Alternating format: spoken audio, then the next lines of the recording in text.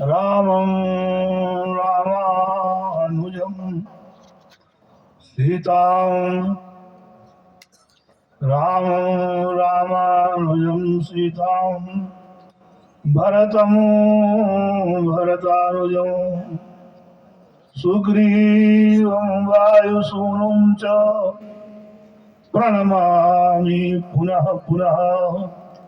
श्री सीताराम समारंभां रामानंदार्य मध्यमाम् अस्मदाचार्य पर्यन्तां वंदे गुरु परंपरां।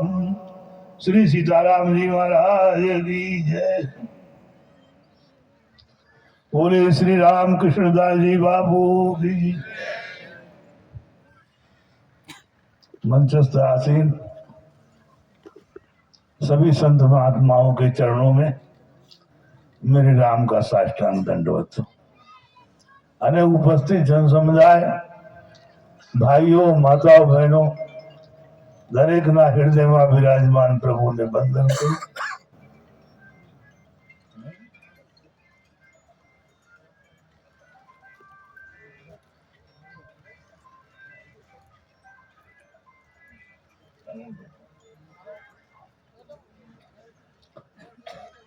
સર્વપ્રથમ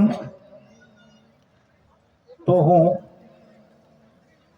આપણા બધા સેવક સમુદાય, ભાઈઓ, બહેનો બધાને ધન્યવાદ આપું છું કે સંતના ભંડારા નિમિત્તે એટલી મોટી સંખ્યામાં બધા ઉપસ્થિત થયા અને ખૂબ જ ભાવથી સંતોને આમંત્રણ આપીને મહારાજ શ્રી રામકૃષ્ણદાસજીના ભંડારામાં બોલાવ્યા.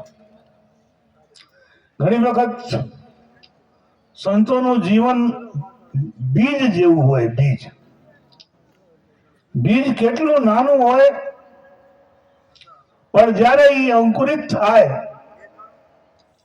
ત્યારે મોટો વૃક્ષ બની જાય અને એ વૃક્ષ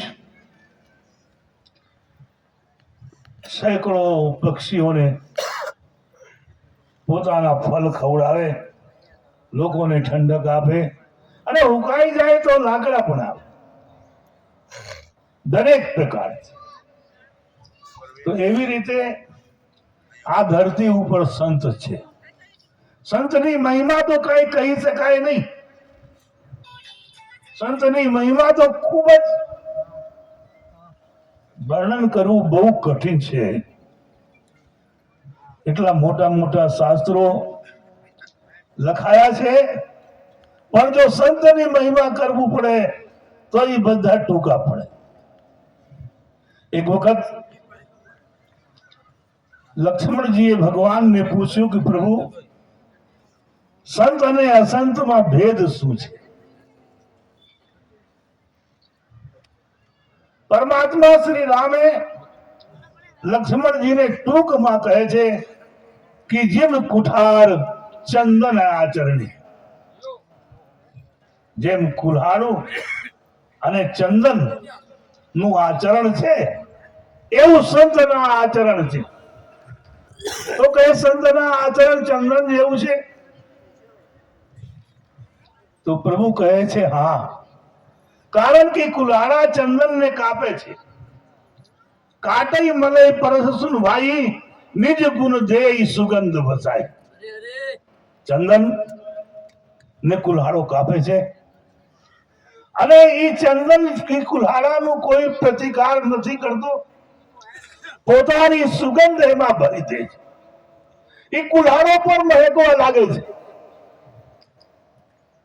કાપનારને પોતાની સુગંધ આપી દેવું એ ચંદનનું. તો ભગવાન કહે કે એ તો ઠીક છે, પણ ચંદનને શું પ્રાપ્ત થયું અને કુલ્હાડાને શું મળ્યું? તો પ્રભુ કહે છે કે ચંદનને એટલું મોટું લાભ થયું કે એવો લાભ કોઈને થયો જ નથી. તો બોલે કેમ?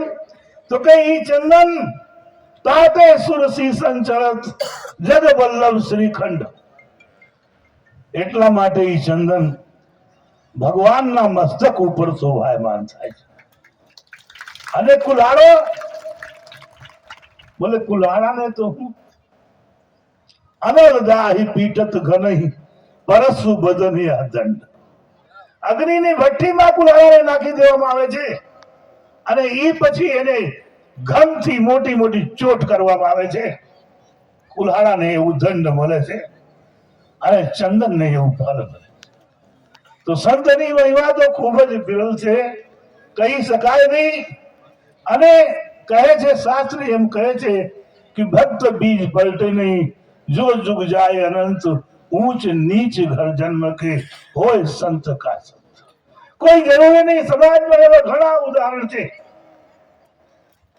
કોઈ એકલા બ્રાહ્મણ જ સંત હોય એવું નહીં, દરબાર પણ હોઈ શકે, ભરવાડ પણ હોઈ શકે. અને જેને અમે અત્યંત નીચ જાતિના કહીએ એ પણ થઈ શકે. સંતના બીજ કોઈ દિવસ નષ્ટ નથી થતું, ભક્તિ કોઈ દિવસ ખત્મ નથી થતું. ભક્તિના એ જ મોટો ગુણ છે કે ભક્તિનો કોઈ દિવસ નાશ નથી થતો. રામાયણમાં તુલસીદાસજી મહારાજે રામાયણ લખ્યું છે.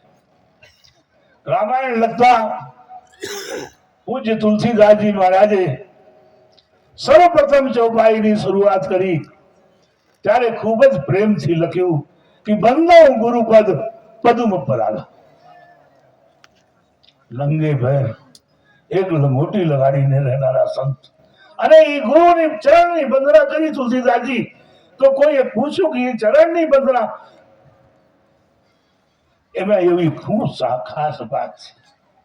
તો કહે છે તુલસીદાસજી મહારાજ કે ગુરુપદ રજ મૃદુ મંજુલ અંજન નયને અમી ત્રિગ દોષ વિભન. એ ગુરુ મહારાજની ચરણની ધૂલ નેત્ર દોષને દૂર કરે છે. મિત્રો, નેત્ર આંખને જો દોષ હોય અને એ દોષને ગુરુ મહારાજ ના ચરણ રજ દૂર કરી દે છે. કેમ તમે ડાક્ટર પાસેથી ચશ્માના નંબર કઢાવો અને એ ચશ્મા લગાવતા રોશની બધી જાય, બધું દેખાવા મળે, એવી રીતે ગુરુ મહારાજના ચરણ સ્પર્શ કરતા, એના ચરણની ધૂળ લેતા આપને અંદરથી આપને નેત્રના જે દોષ દૃષ્ટિ છે એ દોષ દૃષ્ટિ દૂર થઈ જાય અને દિવ્ય દૃષ્ટિની પ્રાપ્ત થાય. હું મિત્રો તમને એક નાનો એવું ઉદાહરણ આપું કે એક શ્રીમંત વ્યક્તિ હતા, ખૂબ જ ધનવાન. એમને કોઈ પ્રસંગમાં જવાનું થયું તો બાલક નાનો હતો, એને હાથ પકડી કે દાદા હું પણ તમારી સાથે ચલીશ. શેઠજીને એમ થયા કે ભલે કોઈ વાત નહીં, બાલક છે એને લેતા ચલો. બાલક અહીંયા ગયા. એ પ્રસંગમાં જેના આ પ્રસંગ હતું એને બધી સજાવટ લાલ કલરની કરેલી, સોફા લાલ, ખુરશી લાલ, મંડપ લાલ, આવું બધું લાલ કલરનું કરેલું. એ નાના બાળકને એ કલર ગમી ગયું અને એક ધનવાન વ્યક્તિનું દીકરાનું દીકરો એને આવતા ઘરે જીદ કરી કે બધું લાલ કરો. ત્યાં અમે જોયા હતા ને એવું જ કલર હોવું જોઈએ, ઘરનું, ફળિયાનું, મકાનનું, ટેબલ. શેઠને એમ થયા કે સારું, નાનો બાળક છે, હવે એની હટ છે તો ચલો આપણા ઘરમાં જ કરવાનું છે ને, એને બધું લાલ કરી દીધું. પણ બાળક કહે કે એમ નહીં, શેરી પણ લાલ કરો, મારી નિશાન પણ લાલ હોવું જોઈએ અને હું ગામમાં નીકળું એટલે બધું મને લાલ જોવા. હવે તો શ્રીમંત વ્યક્તિ ગભરાયા કે એટલું તો લાલ ક્યાંથી કરીશ. એને વિચાર થયો કે ક્યાંય થઈ ગયું છે, દોરા ધાગા કરાયા, કેટલા ભૂવા ભરાણી પાસે ગયા, પરેશાન થઈ ગયા, હા દુખી થઈ ગયા. પણ એનું કોઈ માર્ગ ન મળે કે હવે શું કરું. એટલે કોકે કીધું પેલા એક ખાકી બાબુ આવ્યા છે ને આપણા ઓલા ઝાડ હેઠે બેઠા છે, એ બાબુ પાસે લઈ જાઓ. શેઠ ને બધી જગ્યા હું ફરી ચુક્યો છું, પણ તમે લોકો કહો છો તો હું ત્યાં જાઉં. શેઠ ત્યાં પહોંચ્યા, પોતાની બધી પરિસ્થિતિ સંતને સંભળાયું. સંતે બાળકને ખૂબ પ્રેમથી આવકાર આપી અને બાળકને પૂછ્યું કે હું થયું બેટા તને? તો કઈ બાપુ મને કઈ થયું નહીં, પણ બધું લાલ કરવાનું છે અને એ મારા દાદા કરતા નથી, માનતા નથી. બાપુ કહે હું કરી દઉં તો બાળક ખુશ થઈ ગયો, તાળી બજાવવા માંડ્યો કે તમે જ એક મળ્યા તો ગુરુ, કે તમે હા કીધું હું કરી દઉં. બાકી આ લોકોને તો એમ છે કે મને કઈ બરગાડ થઈ ગયા છે, કઈ લાગી ગયા છે. બાપુએ શેઠ નહીં સારા કર્યું, 1 રૂપિયા આપ. શેઠ કહે બાપુ 1 રૂપિયા, તમે કહો એટલા રૂપિયા આપું. બાપુ કહે ભાઈ બહુ દાની નહીં બનતો, પણ મને 1 રૂપિયા આપ. શેઠે 1 રૂપિયા આપ્યા. બાપુ અહીંયા બેસેલા એક સજ્જનને, એક ભક્તને કીધું કે 1 રૂપિયાનું ઓલો ચશ્મા બાળકો વાળા આવે ને લાલ કલરના, લઈ આવો. એ લઈ આયા. બાપુએ કીધું બાળકને કે આંખ બંધ કર. બાળકે આંખ બંધ કર્યું. બાપુએ ચશ્મો એને લગાડી દીધો અને કીધું આંખ ખોલો. આંખ ખોલતા બાળક કૂદકા મારી ગયો કે બધું લાલ થઈ ગયો, બધું લાલ થઈ ગયો, દાદા લાલ થઈ ગયા, આ લાલ થઈ ગયા, આ લાલ. શેઠે બાપુના પગ પકડ્યા કે બાપુ મને એટલી સમજણ ન આવી, બાકી મેં કેટલા રૂપિયા ખર્ચા કર્યા અને કેટલા પરેશાન થયા. તો બંધુઓ, સંત એમ જ કરે છે. સંતનું કામ છે કે આપણી દૃષ્ટિને ફેરવી દેવું, અને જે દૃષ્ટિ કામ કરો